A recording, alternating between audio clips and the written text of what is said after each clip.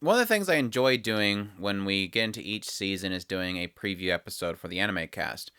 And one of the nice things about it, even though it is time consuming, I do enjoy going through each series and trying to find out who's working behind them, because sometimes I'd miss things. And one of the things that was really, really exciting was, even though I seen a show called Pretty Boy Detective Club, and my initial thought is, another Pretty Boy show, skip. I realized at some point, oh, the creator. The creator is Nisi Oisin. And for those who don't know who Nisi Oisin is, he is the creator behind the Bakemonogatari series, or the Monogatari series. And that is a series that is easily one of my favorite anime of all time. And it's a favorite anime of all time for a lot of people. He is a creative writer that somehow manages to do so many incredible things with his storytelling that it's mind-boggling. His playoff of words, his characters, the developments they go through, everything in it is spectacular. And then to top that off, having Shaft adapt his work in such an incredible way, in such an artistic way, it goes down as easily, like I said, one of my favorite anime of all time, and for many people. So when I seen that Nisi Oisin is working on this show, Pretty Boy Detective Club, I have to take note. I have to look at it. And it's so funny because I almost wish that I didn't know that, just so I'd see if that changed my perspective. Because, of course, when I'm getting into the show, I've already watched the first two episodes of it. I am already kind of going, okay, when is Nisi Oisin going to twist things? When is Nisi Oisin going to do this? When is he going to do this? When is he going to do this? I'm having these expectations that I'm already putting on the show because I know who's working on it. But even still then, I am absolutely enjoying this series so far. And it's mainly to do with the fact that, one, Shaft is doing, yet again, an incredible job animating this. Just so many of the shots are so incredible. The artistry that's already being put into it, the animation itself is incredible. Minus one CGI scene, I'm completely sold on it so far, because I think when they use CGI, it looks really bad. If I can give criticism to Shaft in one regard, it's they don't do CGI very well. But that one little spot of CGI aside, this show looks incredible. I love the artistry behind it. A lot of the shots are incredible. A lot of the contrast, everything in it is doing an excellent job. Now, the show itself. This show essentially follows a girl named Mayumi Dojima. And Dojima, she is at the start of the show staring at the stars. And a boy comes across to her, Manabu Sotuin. And Manabu is essentially very confident of how pretty he is, and does a lot of deducing of stuff because he claims to be a detective, and claims outright that she is searching for something, obviously, and she says, yes, I'm looking for something, and I need help finding it. So he invites her to the Pretty Boy Detective Club, which is a club that's within this academy that she is going to, the Yubiwa Academy. And it's kind of a secret club that whenever somebody's a part of it or gets their case solved by them, they don't speak of what happened. And it's like there's a secrecy about it. And everybody's like got a confidentiality about what this club did for them. And so she goes in there kind of reluctantly, but she goes in there, and after, meeting the entire club itself, she presents what she needs. And what she needs is that she claims 10 years prior, she had seen a star. And this star inspired her to become an astronaut so that she can one day go to that star. And ever since that day 10 years ago, she's not been able to see the star again, and she's been searching for it. And so she needs their help to try to find this star. And it kind of encapsulates a theme so far with at least the first and second episode, this idea of dreams, the beauty of it, the beauty of seeking your dreams, and the beauty of possibly giving up your dreams. And that is a driving force for at least Manabu, who is the leader of this particular club. And the detective club is an interesting one, so to speak. It has 3 roles. One is you have to be pretty. 2, you have to be a boy. And 3, you have to be a detective. Hence, Pretty Boy Detective Club.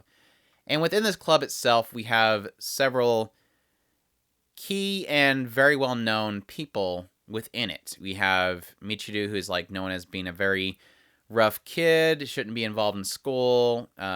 He's kind of seen as a delinquent, but he's very pretty, and he can cook really well. You have Hyota, who is a very, very gorgeous, beautiful-legged boy who is a part of the athlete club, and he's very, very fast. Then there's Nagahiro, who he is known as having like the most beautiful voice. He is often awarded in a lot of cases with speeches. Just he's an all-around a leader, basically. And then there's Sosaku, who is the creator of beauty. He's like a genius artist and everything like that. And then of course there is Manabu. And Manabu is like the oddity because I believe she said, if I remember correctly, that she's never seen him before. He's like the oddity that there's all these other boys in this club. They're all well known, but he's the only one that's not really known, and he's their leader. So it's kind of an odd thing there. The one person that's leading all these very popular people is, doesn't seem to have anything to do with the school, possibly. But we haven't really got too much into that at the moment. But he's very Genki, very energetic. A lot of his thought process is around aesthetic. Everything has to be pretty and not beautiful, not handsome. It's like a very, very so much stuck on this particular process, but it's kind of his thing. But my thoughts overall with this show, I've already mentioned my love for the style and the visuals are beautiful. But it as a show, so far, I'm looking for that incredible hook. So far, and this is kind of, again, back to my issue with knowing that it's Nishio-san. It's funny because I've seen a lot of people already mention, oh yeah, Pretty Boy Detective Club, this show definitely has pretty boys, and that's pretty much all they state about it. But the thing you have to remember is that with Nishio-san, he always does things with a purpose. Technically, with the Monogatari series, it was a series of characters who were all archetypes. They were all very well-known archetypes. Tsunderes, Danderes. He had all of them in that series. Had the lolly. I mean, the vampire. Everything was an archetype. But then he twists it. And he does incredible things with it. So even though we do have a show full of pretty boys, we have a show that had... And I think he's technically already done it with the main character.